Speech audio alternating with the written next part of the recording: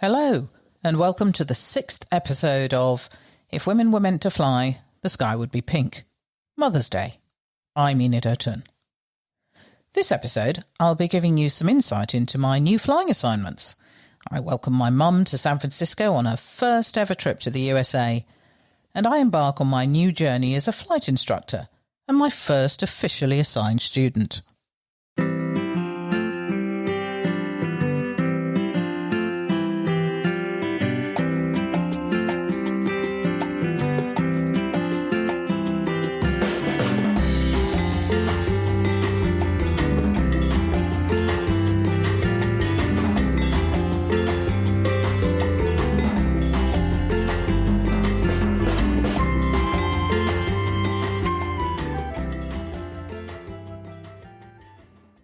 No rest for the wicked, as they say, and my flight instructor's course began in earnest. It was actually a relatively short course, and for the first time, I felt that I was really ready for it. I'd been flying with my friend Chris a lot, and she was giving me the experience flying in the right-hand seat so that I could get used to that side of the aircraft. The one thing with being a flight instructor was that I was now the one who was in charge, and not only that, I was responsible for teaching my student to fly, with all that entailed. It felt rather strange at the time, odd to be on the other side. In my training days, if anything felt too challenging, I only had to look over to the left for support. But now, however, I was in the hot seat. I was the support. I would feel this even more keenly later on in my career, after I'd become a captain. Since the flight instructor's course was full-time, I decided to schedule flights morning and afternoon, practicing how to teach students with my instructor Beth. I think the fact that I'd just been through it helped. It was fresh in my mind. I now had to focus on learning to teach and, of course, making sure my aircraft knowledge was watertight. I also spent a lot of time on the ground teaching ground school meteorology and air law. I got to fly with my fellow students, and that gave me additional experience in the right-hand seat, monitoring all their practice flights. So before I knew it, my flight test was scheduled with the FAA examiner. He'd briefed me some weeks previously and asked if I minded on focusing on spins as part of my test. I kind of surprised myself because whilst my initial instinct was to say, sorry, what, you have lost your mind?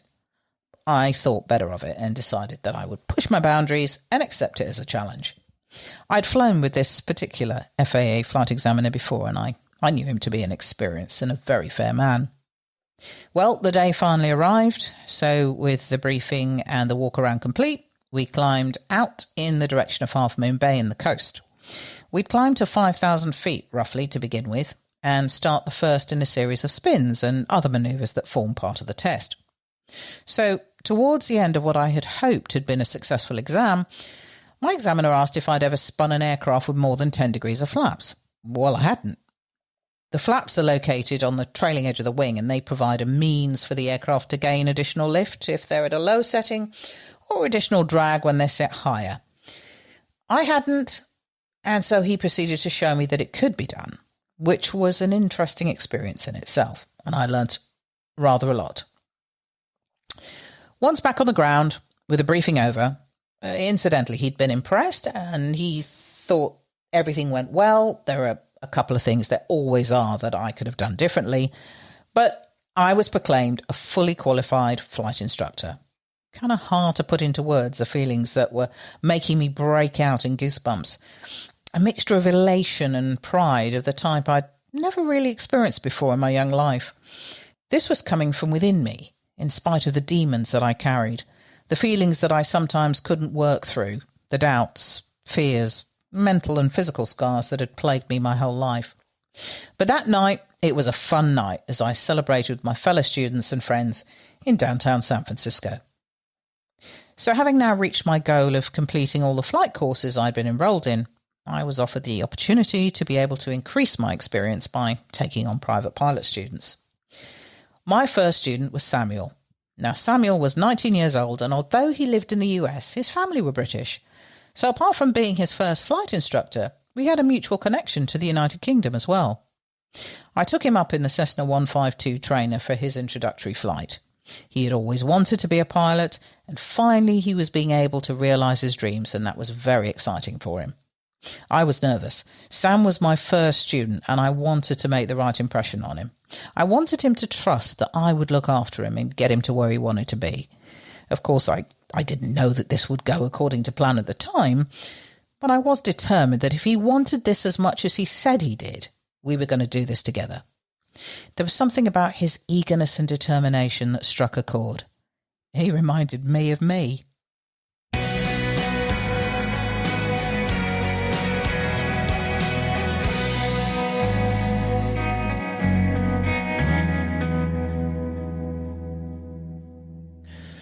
I needn't have worried. Sam and I got on like a house on fire, and in a very short time we were approaching his first solo flight.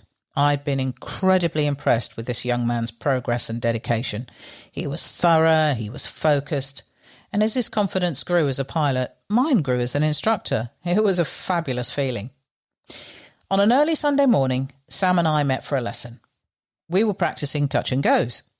His handling and decision-making was very good, and as we touched down, I asked him to taxi back to the holding point, but stopped him opposite our flight line. "Okay, Sam, off you go. Let's see 3 touch and goes on your own. You've got this." He looked at me quizzically and then smiled. "Yes, ma'am." He was always so incredibly polite. I hopped out, shut the door, lingering only to see him go through his checks before he taxied off. I ran up to the control tower, where I'd be watching my first student go solo. The on-duty controller smiled and gave me the thumbs up as I watched Sam line up for his first solo takeoff.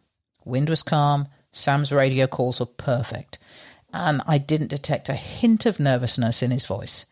And then he was airborne, wings level, nice rate of climb as he crested the redwood shores. Had I done enough? Was he as confident as he seemed? Would he cope with an engine failure at any of his pattern points? Would he remember his flaps and his airspeed? Now, this was still going through my mind as the lad placed the aircraft firmly but gracefully back onto the tarmac in exactly the right place before he added power to the engine for his next takeoff. I was so proud. I cried. Not that he will ever know that. When I met him after his successful flights, we were as elated as each other. It was a huge moment for us both. In addition to Sam as my prime student, I took on a lot of introductory flights, license checks and glider towing. So as I began this new phase of teaching, I was excited and pleased that I would be able to welcome my mum to the United States. It would be a first for her, and I was determined to make sure that the 2 weeks she was here would be the best holiday ever. I knew that I would be exceptionally proud to be able to stand before her as a fully qualified commercial pilot.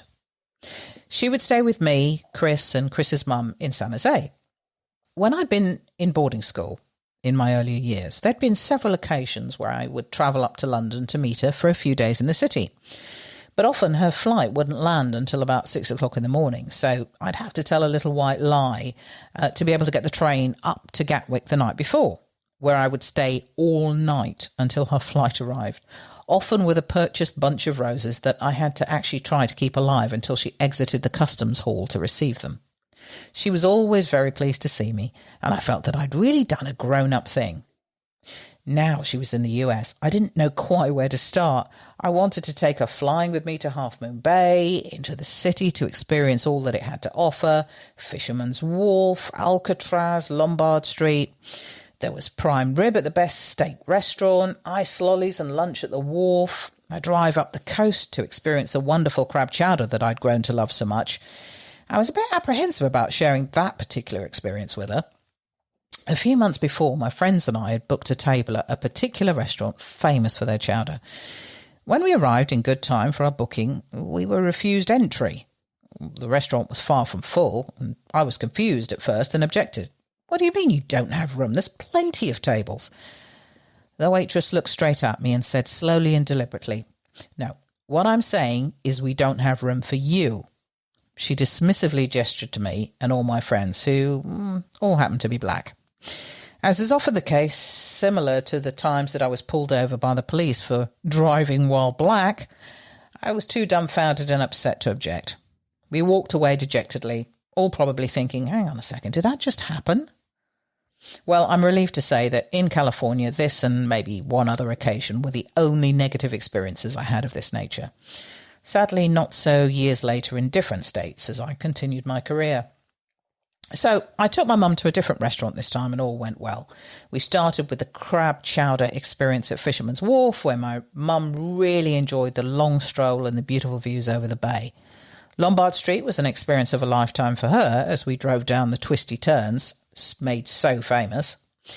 She couldn't believe the feeling of vastness as we drove along the Golden Gate Bridge into Oakland, in many ways a world away from the city. I was able to introduce her to my new world and to take her flying with me, something she'd only done once before, shortly after I gained my private pilot's license in Nigeria. Then it was a short flight out over the coast on a bright and clear sunny day with a landing at the new Magbon airstrip, which was to be the new home of the Lagos Flying Club. It was barely finished and the runway wasn't much more than a hastily laid rough tarmac. The club buildings were still under construction, as were the surrounding security fencing and the road in off the main highway. The second flight, however, very different. I was taking her to Livermore Airport to experience arriving by plane and walking in to have dinner, before returning to San Carlos, and this was definitely something she'd not experienced before. We had a packed 2 weeks where every waking moment was spent making sure she would never forget this experience. And by the time she returned home to Lagos, we had forged a mother-daughter relationship that we'd not had before. My mother and I had always been close, yet distant in equal measure. This wasn't helped by my being at boarding school for many of my teenage years. We were like ships in the night, and we developed very different views of the world. My mother was old school and wouldn't discuss any of the urgent challenges that I was having with my childhood.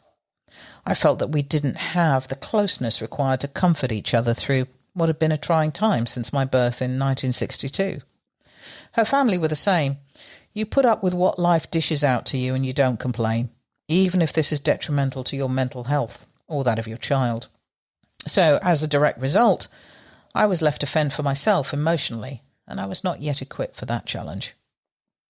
This trip was a chance for her to see me at my best, in a place where I had been thriving despite the odds, and where I was forging roots that I'd never had the courage to plant before. In some ways, I think she spent the 2 weeks on part of that journey with me, although in a different mindset. Hers was a more practical exercise, a parent making sure that her child has achieved something that would carry her through life. And in many ways, that was an African approach to life. The practical part was more her Cumbrian roots, of which she was very proud. Heaven knows, if she hadn't been of that stock, she would never have survived my father. I remember sitting with her on the boardwalk at Fisherman's Wharf a week into her visit, and trying to explain my achievements whilst we enjoyed a nice lolly together, something so mundane, but rare for us. I was trying to connect to her in a way I'd never done before. But this meant that I had to divulge a part of myself and become somewhat vulnerable. That was a position I didn't enjoy. My counsellor had encouraged me to try to seek areas of mutual interest when making those first tentative moves to re-establish a link with my mother, and I was trying to do just that. This maternal instinct, which I'd rarely experienced as a child from her, was now present, but I didn't know how to receive it from her. I have to be honest, I loved my mum, but sometimes her behaviour was not that different to my father's when I was growing up. All the years of yelling and screaming, sinking her nails through the skin in my upper arms to make me cry and to humiliate me, throwing irons down the hallway in the hope of forcing me to be compliant, the slaps across the face in public to teach me a lesson after some transgression. The hatred in her face as she advanced on me with whatever she had to hand had taken their toll, and although as I grew older and wiser, I knew she was not coping with her mental health and was in a very bad place. But at the time I had nothing but contempt for her, along with a sense of loss for the mother that wasn't mine.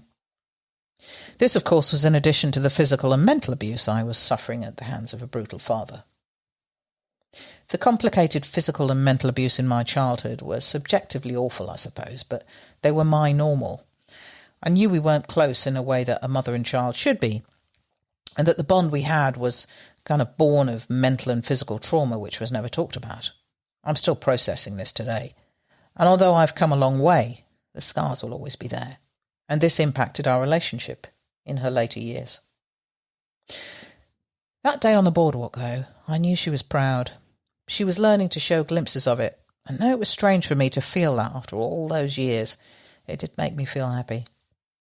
My mother never once acknowledged the violence she suffered at the hands of my father, and she suffered greatly.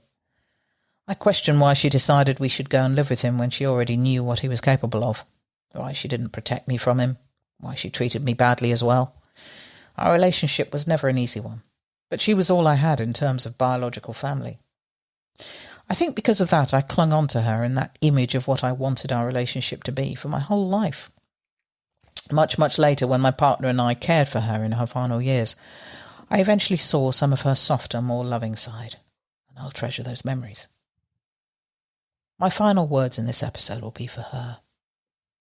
My mother was complicated, but I feel that she was a good and generous woman, and despite the trauma that we both suffered in our lives, I'm proud to have inherited that stoic, strong, practical part of her, which has gone a long way in making me the person I am today.